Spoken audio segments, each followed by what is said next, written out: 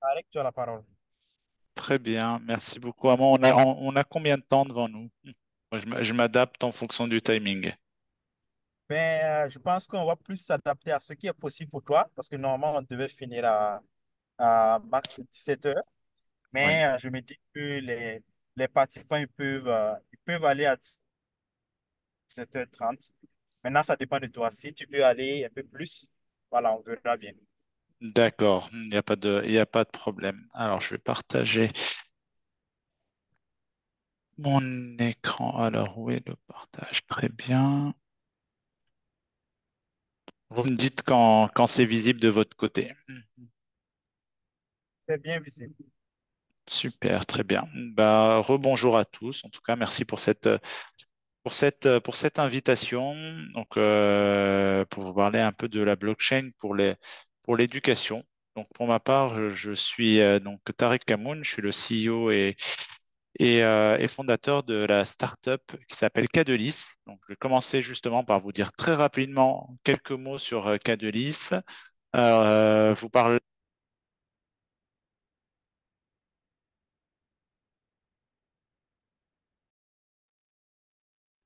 Vous parlez ensuite donc de un peu un panorama des cas d'usage de la blockchain dans le monde de l'éducation et finir par une illustration d'un des use cases autour de l'authenticité des diplômes, qui va être une illustration, quelques slides illustratifs basés sur notre propre solution à nous qu'on produit chez Cadulis. Donc vraiment un produit interne et des illustrations d'un produit interne.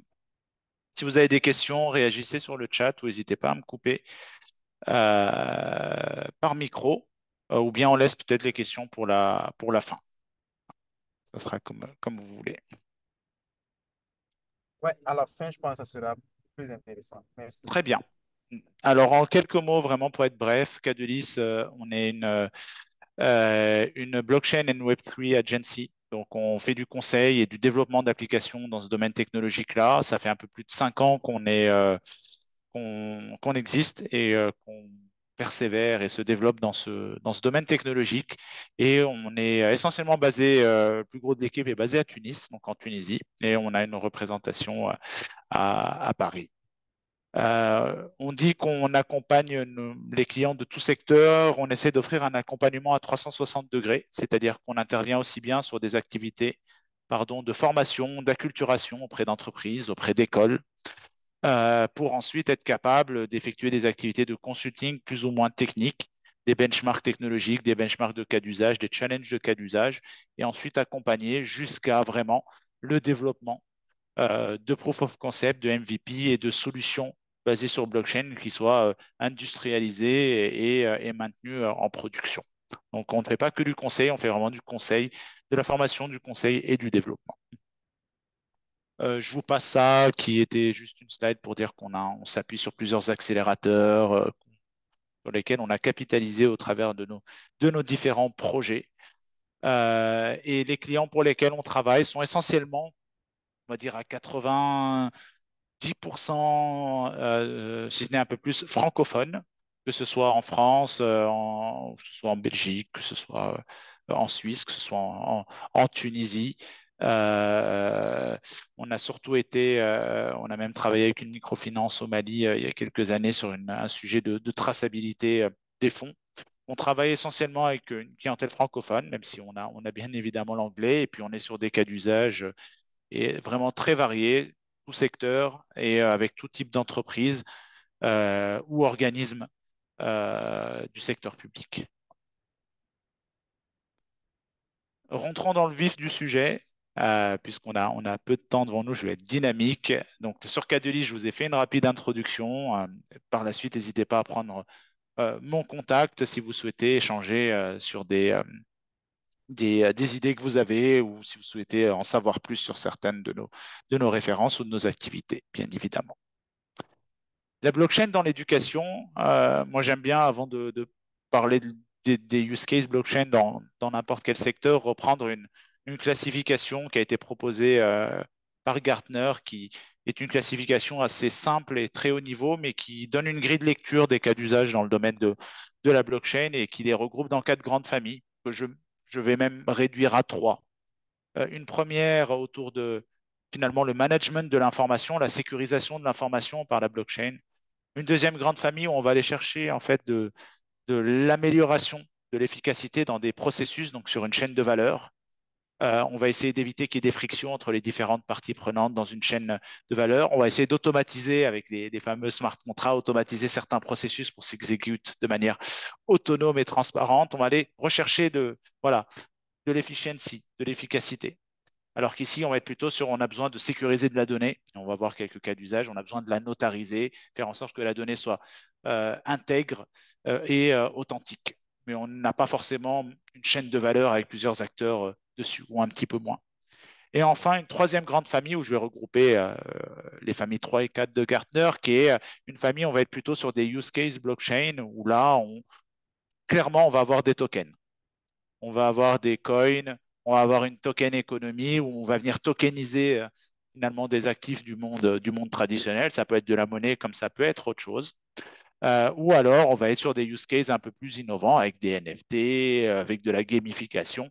Mais voilà, clairement, dans les familles 3 et 4, c'est pour ça que je les ai un peu regroupés autour de la digital and sharing economy pour dire ici, on n'est pas sur une supply chain, on n'a pas de la traçabilité forcément sur une chaîne de valeur, en tout cas un peu moins.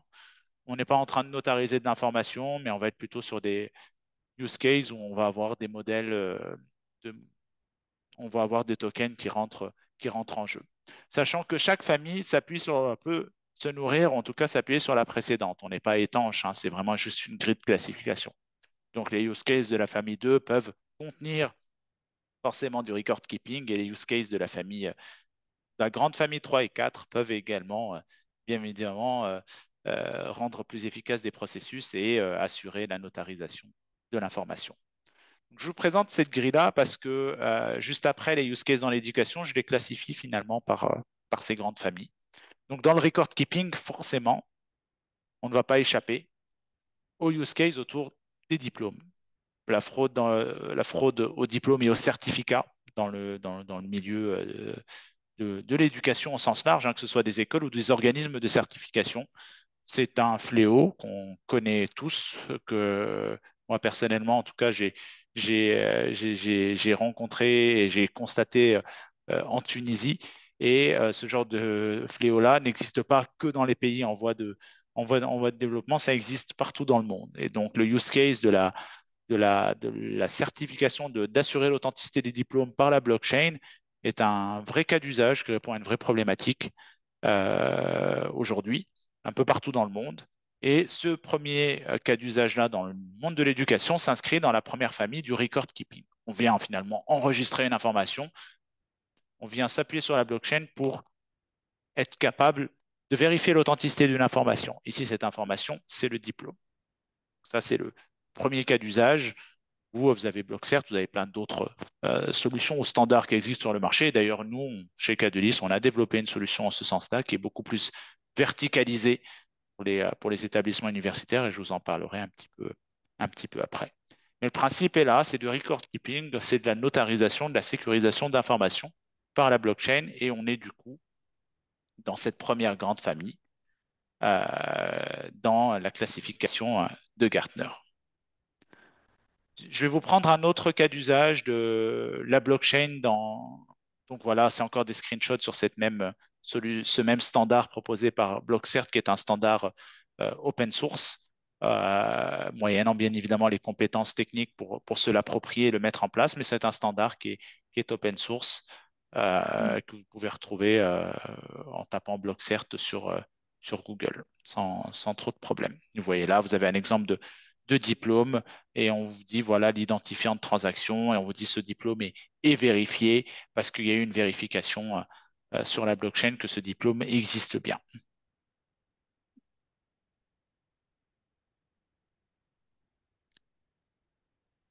Je vais du coup passer à la famille numéro 2. Alors, dans la famille numéro 1, on a plein de use cases qui ne sont pas dans le secteur de l'éducation, mais on peut parler des cadastres numériques, des cadastres, des cadastres fonciers, donc des titres aussi des titres de propriété. On peut parler de tout document en fait qui est victime de falsification.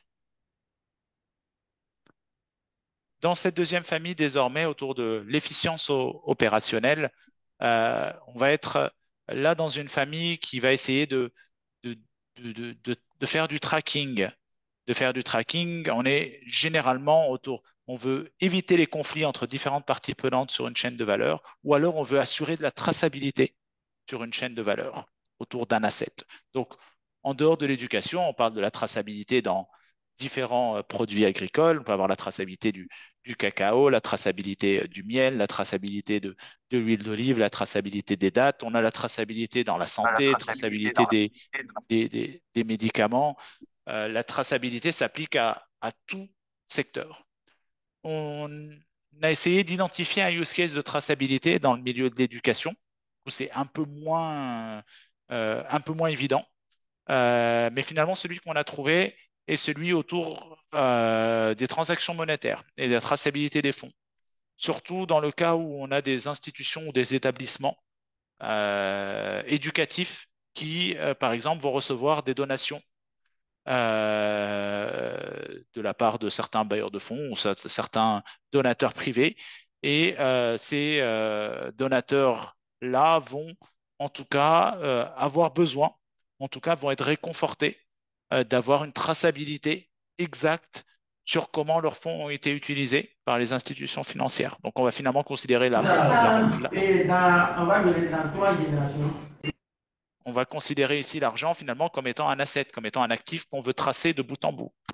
Et avec une solution blockchain, on est capable, par exemple, de se dire, comme si on coloriait la monnaie. On a de créer une sorte de monnaie électronique qui est coloriée, c'est-à-dire je suis un donateur, je vais donner 50 dollars. En fait, pour chaque dollar que j'ai donné, je suis capable de suivre de bout en bout et de savoir qui est derrière le bénéficiaire final et qu'est-ce qu'il en a fait.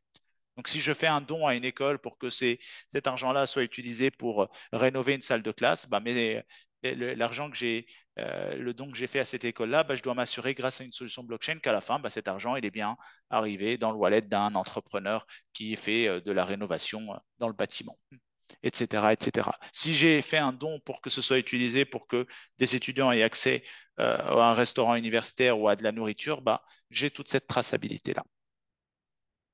Donc ça, c'est un des use cases qui existent autour de la traçabilité des fonds et qui va plus s'inscrire dans la famille numéro 2 présentée par Gartner.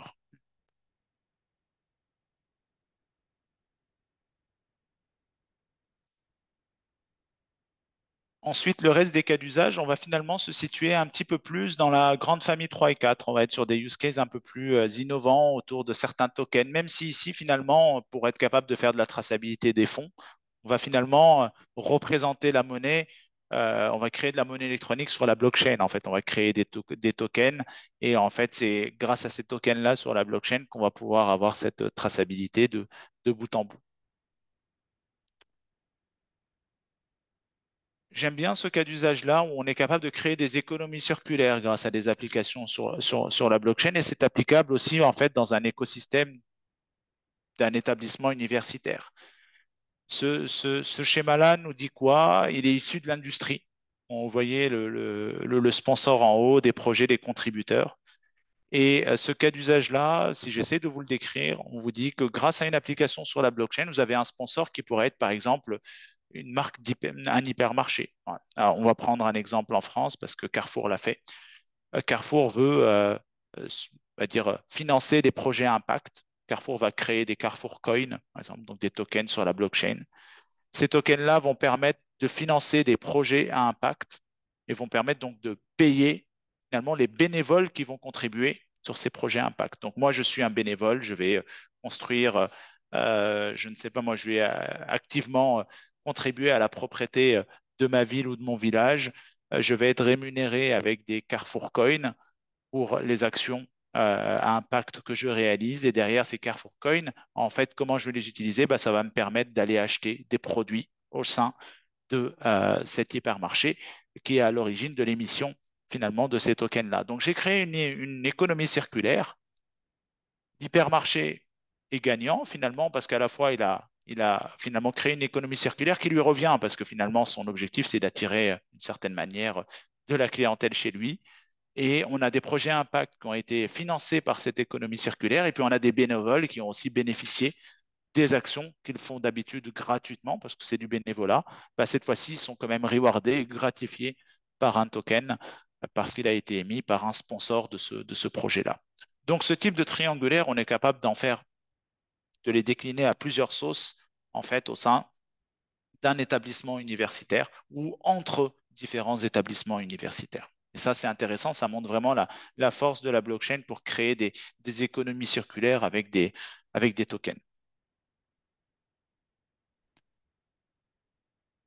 J'ai enfin deux autres use cases autour de la blockchain dans l'éducation, au-delà de la notarisation d'informations, de la traçabilité, de la création de tokens. On a de plus en plus maintenant des use cases qui sont encore plus verticalisés et qui remontent vers les étudiants.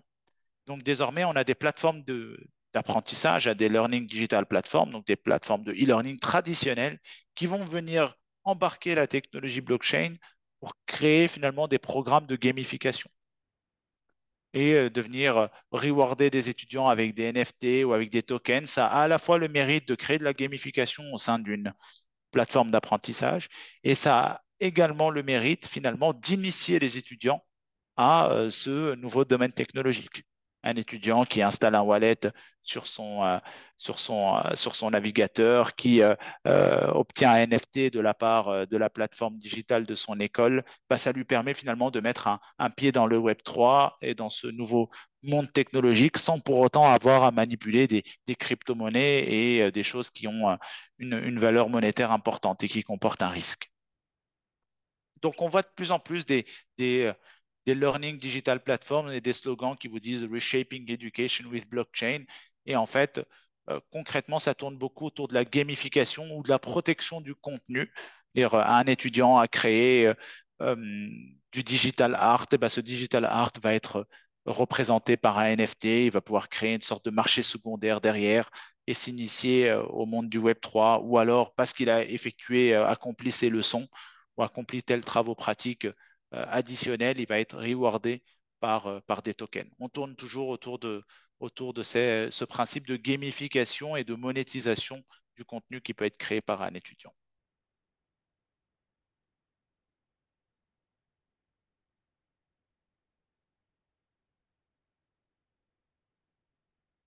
Le dernier cas d'usage que j'ai à vous montrer autour de la blockchain dans l'éducation. Donc là, on est clairement dans les familles 3 et 4 de Gartner. On vient un peu disrupter, apporter vraiment quelque chose de nouveau. On n'est pas en train d'améliorer on n'est pas en train de digitaliser des process existants et de les sécuriser. Comme le process d'émission d'un diplôme, ça existe déjà. Le process de traquer des fonds, ça existe déjà. On vient les sécuriser, les améliorer grâce à la blockchain. Là, on vient créer quelque chose, ajouter quelque chose de nouveau. Le dernier exemple que j'ai, c'est encore une learning digital platform où ici, vous allez avoir en fait une sorte de portfolio pour l'étudiant. Dans ce portfolio, il a un wallet pour utiliser des services au sein d'un établissement universitaire. Il y a également du record keeping sur tout le cycle de vie, en tout cas tout le parcours de l'étudiant au sein de l'établissement qui lui fournira en tout cas cette application-là.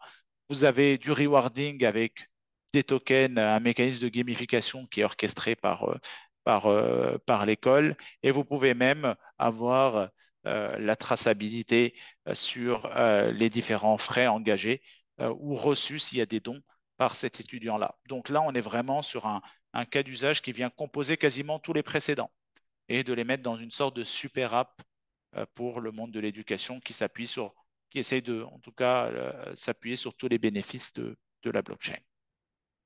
Donc ça bouge beaucoup dans l'éducation autour de ces trois grandes familles, l'enregistrement, la certification, la notarisation des certificats et des diplômes, des learning platforms qui euh, essayent d'offrir une expérience digitale aux étudiants et de me ramener basé sur la blockchain pour leur ouvrir aussi un accès à ce nouveau monde technologique et l'usage de la blockchain, enfin, dans une troisième, finalement, verticale pour l'éducation qui est autour de le paiement, la traçabilité du paiement, des moyens de paiement basés sur blockchain ou alors même des économies circulaires avec finalement des créations de jetons qui ont une utilité uniquement au sein de l'enceinte d'un établissement universitaire ou entre différents établissements d'éducation, que ce soit universitaire ou primaire ou secondaire, peu importe. Donc ça bouge. Bien évidemment, commencer par les sujets de sécurisation de documents comme les diplômes, bah, c'est un point d'entrée. Et puis par la suite, il faut continuer dans cette démarche exploratoire. Et c'est pour ça que nous, en tout cas, Cadelis, on existe et que d'autres partenaires et compagnies existent pour accompagner, en tout cas, le secteur de l'éducation à explorer, à comprendre et à essayer ces nouvelles technologies. Il ne suffit pas juste de rajouter un module enseignement de la blockchain auprès de ces étudiants. Il faut aussi que les établissements dans le monde de l'éducation utilisent, mettent en place leurs solutions ou utilisent en tout cas des solutions qui s'appuient sur cette technologie innovante pour en tout cas commencer à se frayer un chemin et surtout ne pas se faire distancer. Comme je vous l'ai dit, je vais terminer avec l'illustration du cas d'usage de la traçabilité des diplômes par la blockchain avec notre produit interne chez Cadulis qu'on développe, qui aujourd'hui cible du coup le secteur de l'éducation et des établissements qui délivrent des diplômes et des certifications. Ça peut être aussi des organismes de formation. Alors, bon, je reviens pas sur le problème je vais le faire très rapidement, en tout cas, qui est taclé ou attaqué par ce type de solution et donc la nôtre, c'est la fraude au diplôme. C'est à la fois une réputation de l'université ou de l'établissement ou de l'organisme de certification ou de l'école qui est ternie par cette fraude-là. Ça fait perdre du temps à toutes les tierces parties qui ont besoin de vérifier l'authenticité d'un diplôme ou d'un certificat. Et ça fait perdre de la valeur de ce diplôme ou de ce certificat le fait qu'il y ait de la fraude. Donc, vous pouvez avoir un étudiant qui a un diplôme qui soit authentique. Bah, s'il va voir un employeur et que cet employeur a déjà reçu auparavant une dizaine d'étudiants qui avaient un faux diplôme de cette même école, c'est lié. La valeur du diplôme est en train de finalement de diminuer et la réputation de cette université est en train aussi de décroître. Notre solution, on l'a appelée Sadarni parce qu'initialement, la phase pilote est actuellement en cours sur le marché d'Afrique du Nord. Donc, on lui a donné un premier nom arabisé, Sadarni, qui veut dire en fait ayez confiance en moi ou trust me en anglais. Et pour faire très simple, le cas d'usage, c'est les utilisateurs, c'est les établissements qui délivrent des diplômes ou des certificats qui vont pouvoir utiliser la solution pour sécuriser leur diplôme. Derrière ces diplômes-là, l'étudiant qui obtient un diplôme ou un certificat pour une certaine formation va pouvoir partager un QR code qui permettra à n'importe quelle tierce partie vérificatrice de vérifier l'authenticité du document qui est partagé par l'étudiant. Donc, on a essayé de verticaliser beaucoup notre application pour avoir vraiment la gestion des étudiants, la gestion des promotions d'étudiants, la gestion des diplômes, faire en sorte que l'étudiant il ait une sorte de wallet, son portfolio, s'il a obtenu plusieurs diplômes, ou s'il passe d'une école à une autre et que ces deux écoles vont utiliser notre même solution, bah, il va pouvoir retrouver ses précédents, euh, ses précédents diplômes dans un espace unique, qui est le profil de l'étudiant. Et il sera même capable de partager un QR code dans lequel il y aura finalement tout son historique, en tout cas tout l'historique de ces réalisations, de ces diplômes obtenus auprès des écoles par lesquelles il est passé et qui auront utilisé notre solution, bien évidemment.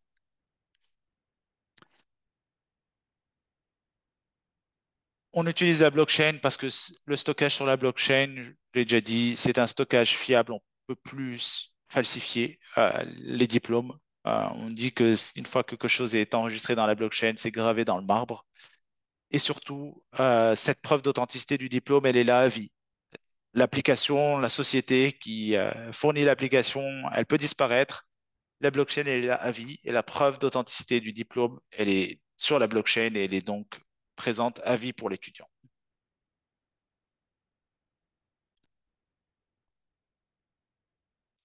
Au sein de notre application, on a deux workflows.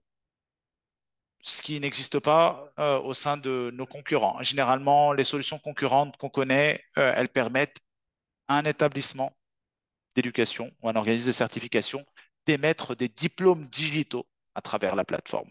Donc, en rentrant un certain nombre de métadonnées, un diplôme digital avec un QR code dessus est généré par la plateforme. Nous, ce qu'on a rajouté, c'est le modèle 1 qui est complémentaire aux deux, c'est qu'une école, elle a peut-être déjà, ou alors son process, c'est de créer des diplômes papier et pas encore digitalisés et elle souhaite le conserver, ou bien elle veut sécuriser, éviter la fraude sur des anciens diplômes qui ont déjà été délivrés les années précédentes. Ben, on peut ajouter des scans de diplômes dans notre application et ces scans de diplômes vont être sécurisés par la suite à travers notre plateforme.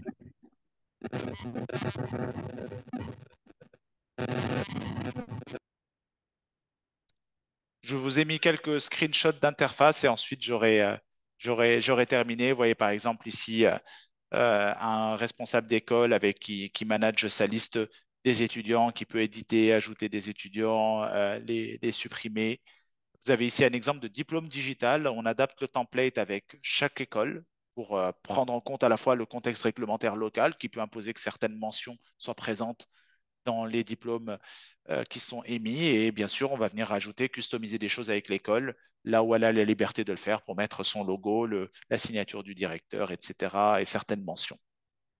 Donc, les diplômes digitaux, on a un template qu'on configure vraiment avec chaque école ou chaque organisme de certification.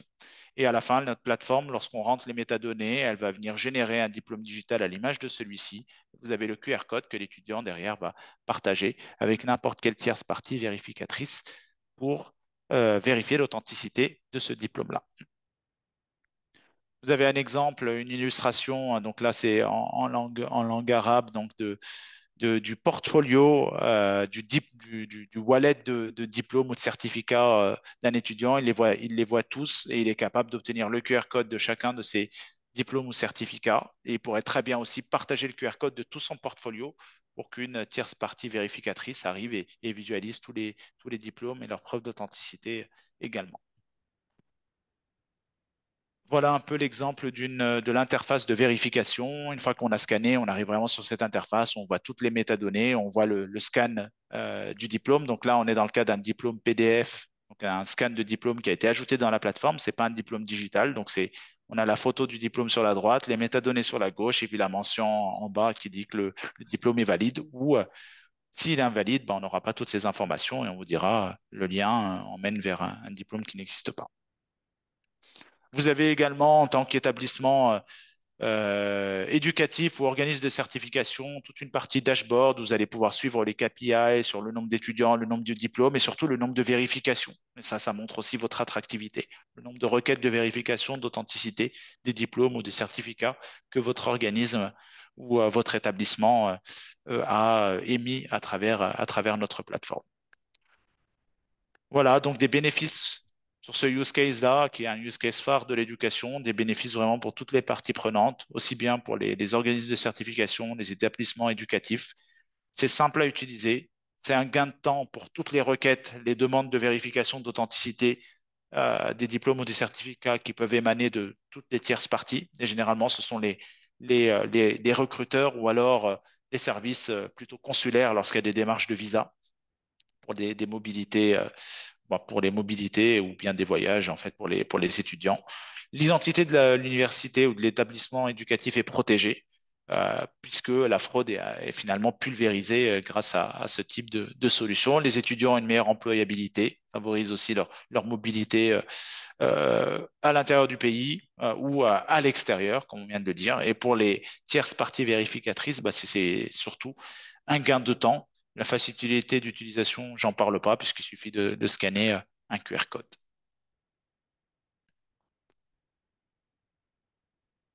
Pourquoi maintenant? Bah parce que c'est ça, je vais pas revenir dessus. C'est dans l'ère, c'est vraiment plus qu'adapté dans l'ère du temps et de la digitalisation dans lequel on est. Voilà, j'ai essayé de faire vite, j'ai terminé. Merci beaucoup pour votre attention et je suis à l'écoute si vous avez des questions. Ok, super. Merci Tarek pour cette présentation. J'espère que ceux qui sont là ont pu apprendre. Est-ce que vous avez des questions relatives la blockchain pour l'éducation ou relative à leurs solutions, vous pouvez lever la main et poser la question, ou ceux qui préfèrent le chat, ils peuvent le faire par chat. Essayez, on va le faire en quelques minutes, comme on a perdu quelques minutes, donc on vous attend.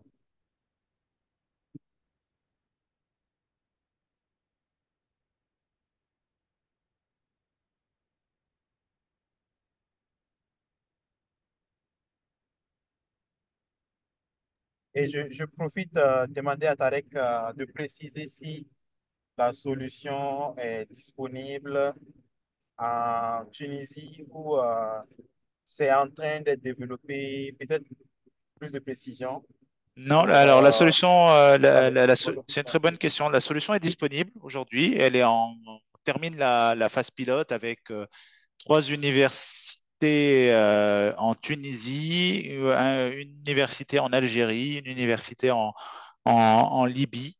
Et bientôt va s'ajouter une en Égypte. Donc, elle est déjà utilisée. On a déjà un peu plus de presque 400, ouais, presque un peu plus de 600 diplômes qui ont été intégrés dans la plateforme pour cette phase pilote. Donc, la phase pilote s'achève et donc la solution est aujourd'hui éligible pour faire d'autres phases pilotes avec des établissements un peu partout, en tout cas dans la région Afrique du Nord, Afrique de l'Ouest, dans les pays francophones. Si la phase pilote, POC pilote est satisfaisante, et ben, la solution est par la suite commercialisable, est prête à être commercialisée. Mais on aime bien faire des phases d'essai et ensuite, si l'essai plaît, ben, la commercialisation, l'acquisition se fait dans la foulée. Ok, super, merci. Des questions, on vous attend, hein. Vous-même, vous connaissez, vous comprenez déjà tout. Oui, Ariel Shadrach, vas-y.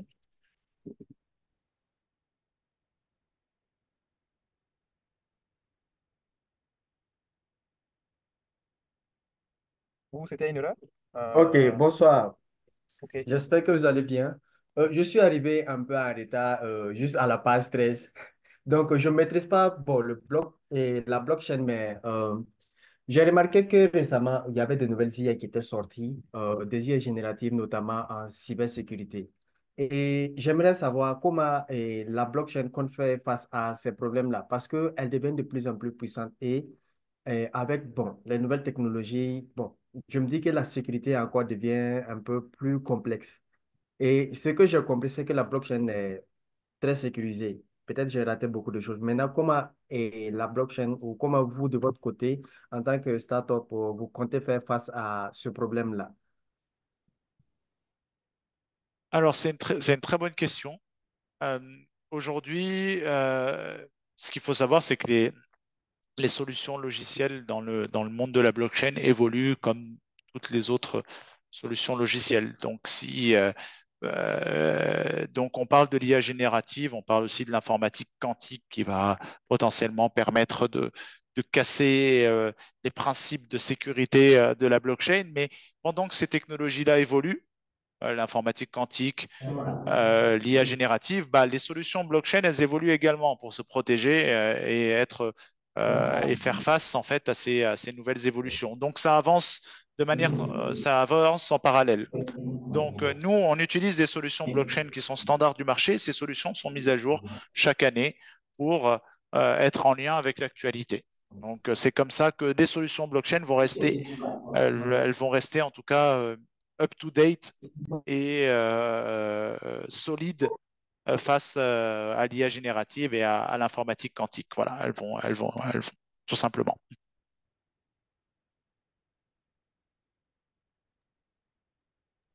Super, j'espère que Ariel est satisfait. Une autre question. Ok. Idrissa a une question. Je pense que vous avez votre micro. Si oui, vous pouvez y aller, hein. Non, non, non, je n'ai pas une question. Vraiment, moi-même, je ne me retrouve pas parce que c'est un domaine que je n'ai jamais entendu ni parler. Donc, je vais me contenter d'écouter. Ok, ok, super. Donc, Tarek, comme tu vois, c'est nouveau pour beaucoup. Euh, et j'espère qu'ils pourront vraiment, après cette conférence, pouvoir montrer l'utilité de la blockchain pour l'éducation. Peut-être on va laisser une dernière chance à ceux qui ont envie de poser une question et qui ne sont pas sûrs. Allez-y, une main levée ou quelque chose.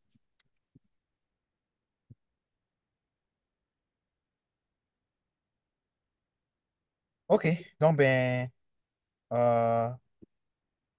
Ariel Chadra qui demande, pose la Alors, question s'il a. j'ai vu concernant la santé, y a-t-il d'autres applications que la traçabilité? Euh, les principales, les deux use cases les plus connus, c'est la traçabilité des médicaments. Et le deuxième, c'est le dossier médical, c'est la sécurisation du dossier médical du patient et de faire en sorte que désormais le patient devient propriétaire de son dossier médical et quand il va voir un personnel de santé, il lui donne accès à son dossier médical pendant un laps de temps bien précis.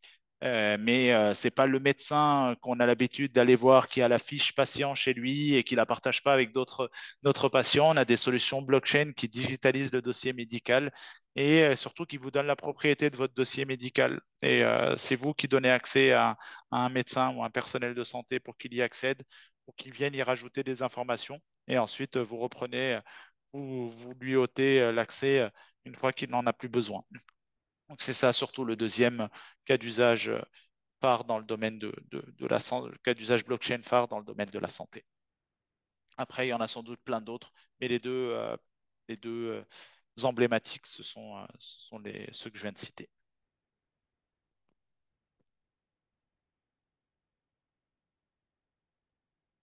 Alors, il y a une question de façon simple, c'est quoi la blockchain? Quelle est son utilité dans le secteur éducatif et dans le secteur économique? Trois questions on a, mais on va dire que la blockchain, pour faire très simple, c'est une solution de stockage et de transmission d'informations qui est sécurisée. Donc, ça peut se, ça peut se, ça peut s'assimiler à une base de données dans sa fonction de stockage, de stockage d'informations, sauf que celle-ci, elle est plus sécurisée et elle est décentralisée, c'est-à-dire qu'elle n'est gérée par personne. À la différence d'une base de données où vous avez toujours une entité qui la contrôle et qui peut venir manipuler les données. Donc là, vous avez une nouvelle solution de stockage qui vous permet de sécuriser, qui est plus sécurisée et plus transparente. On voit tout ce qui se passe dans la blockchain et lorsqu'une information est enregistrée sur la blockchain, elle est liée à vie, elle est gravée dans le marbre. Donc dans le secteur de l'éducation, c'est ce qu'on vient de voir, hein, en fait.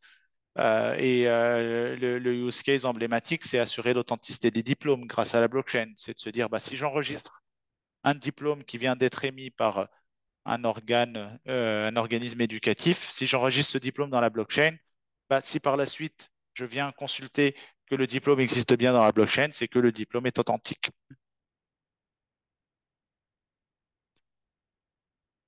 Et à part le domaine de la santé et de l'éducation, la blockchain peut encore être utilisée dans quel domaine? Dans tous les domaines, il n'y a pas de limite en fait. C'est une technologie back-end, donc vous pouvez avoir des use cases verticalisés dans tous les secteurs, tous sans aucune exception. Que ce soit dans la finance, que ce soit dans l'énergie, que ce soit dans le transport, partout, dans tous les secteurs. À partir du moment où vous avez besoin d'assurer de la notarisation, de sécuriser des données, d'assurer de la traçabilité sur une chaîne de valeur où plusieurs parties prenantes interviennent, cette chaîne de valeur, elle peut concerner n'importe quel secteur, que ce soit agricole ou que ce soit un secteur plus industriel. Et à partir du moment ensuite où vous voulez utiliser des crypto-monnaies ou de la gamification, bah, en fait, c'est des choses que vous pouvez mettre en place dans n'importe quel secteur. C'est vraiment le cas d'usage qui compte. Il n'y a pas de limite sectorielle.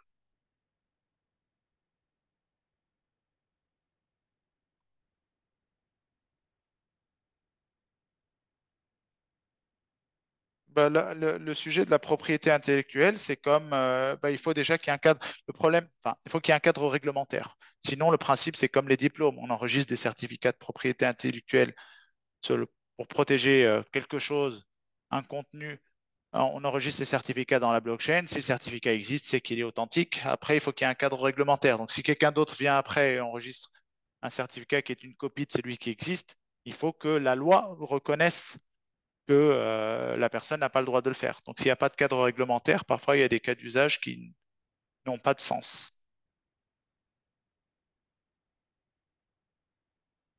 Il y avait une question avant qui disait, peut-on stockage des données, c'est sur quelle blockchain on stocke les données? Bah, il y a différentes blockchains qui existent, la plus connue étant Ethereum. Et en réalité, pour être un peu plus technique, on ne stocke pas vraiment un diplôme ou un document sur la blockchain, on stocke son empreinte numérique. Ce n'est pas une base de données de documents, la blockchain. Et donc, peut-on utiliser la traçabilité dans le domaine de la santé pour détecter des maladies et faire de la prévention? Bah, la blockchain, non. Alors, dans sa fonction de stockage, il va falloir derrière qu'il y ait des solutions avec de l'intelligence artificielle qui vont être capables d'analyser toutes les données qui ont été sécurisées par la blockchain pour faire des analyses dessus. Mais la blockchain n'est pas une solution qui va faire du traitement de données ou qui va appliquer des algorithmes d'intelligence artificielle sur les données stockées au sein de la blockchain. Et enfin, il y a une question sur quels sont les potentiels défis en termes de gouvernance et de réglementation lors de l'intégration de la blockchain dans l'éducation. Dans l'éducation, c'est un secteur où il n'y a pas beaucoup de défis par rapport à la réglementation, parce qu'il n'y a pas de côté légal, il n'y a pas besoin qu'il y ait un cadre réglementaire pour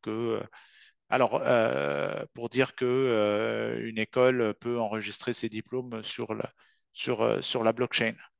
Alors peut-être que certains pays n'acceptent pas les diplômes digitaux. Dans ce cas-là, l'école va à la fois générer un diplôme digital, l'enregistrer sur la blockchain ou enregistrer un scan de diplôme papier et l'enregistrer sur la blockchain. Mais mis à part ça, il n'y a pas vraiment de contraintes réglementaires ou de défis en tout cas réglementaires.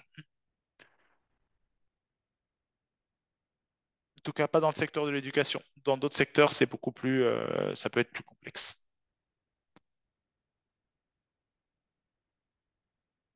Bon, j'ai levé la main il y a un bout de temps. Je ne sais pas si je peux avoir juste 30 secondes comme ça. Je vous écoute. OK. Moi, ce que je voulais demander, si je voulais avoir des notions de base sur des blockchains dans traçabilité, est-ce qu'il y a des sites qui peuvent nous aider pour se former? Ça dépend, vous voulez vous former sur quoi? Vous voulez vous former pour comprendre des use cases de blockchain autour de la traçabilité ou vous voulez Voilà, vous former voilà, sur la... surtout la traçabilité pour avoir des notions de base. Moi, je vous invite à lire des actualités. Ma meilleure source d'information, c'est Google et YouTube. Vous allez sur YouTube, vous mettez blockchain traçabilité, vous regardez des vidéos qui parlent de certains cas d'usage. C'est très enrichissant et ça permet de donner de se doter d'un premier vernis. Voilà.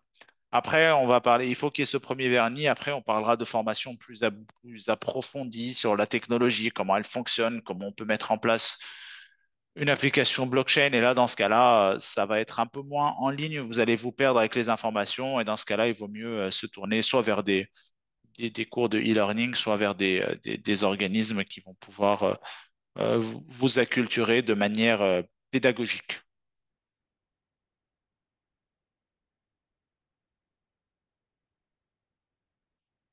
Ok, donc peut-être un dernier commentaire sur l'espoir de Ariel qui veut voir les services de Tadelis au Burkina Faso.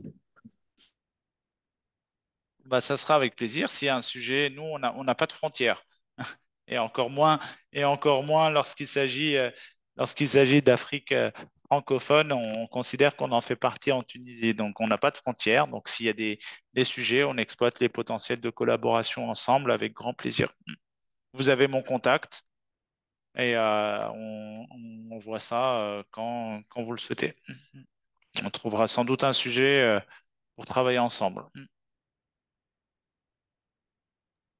Super, donc merci, merci. De toute façon, c'est potentiellement possible, hein. On peut soit utiliser la solution qu'ils ont ou trouver un moyen de les faire, de collaborer d'une certaine manière. Donc, merci, Tarek. On a Merci, déjà 15 merci à après. toi, Amon, surtout pour cette invitation et pour les efforts que tu fais et ces initiatives.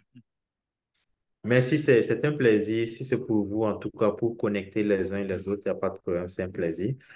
Donc, voilà. Donc, c'est tout pour cette conférence. Donc, merci à ceux qui ont participé. Merci à Tarek qui a fait l'effort de rester 15 minutes de plus et surtout d'attendre 30 minutes. Voilà, donc merci. Et Avec on se plaisir. retrouve la semaine, donc demain, voilà, demain pour la suite. D'ailleurs, je profite de rappeler que demain, on va parler de fusion nucléaire, d'informatique quantique, juste pour inspirer les uns et les autres et aussi d'intelligence artificielle. Donc, en attendant demain, passez une bonne soirée et puis voilà, à demain. Bonne soirée, merci à tous, à bientôt. Ok, bye bye.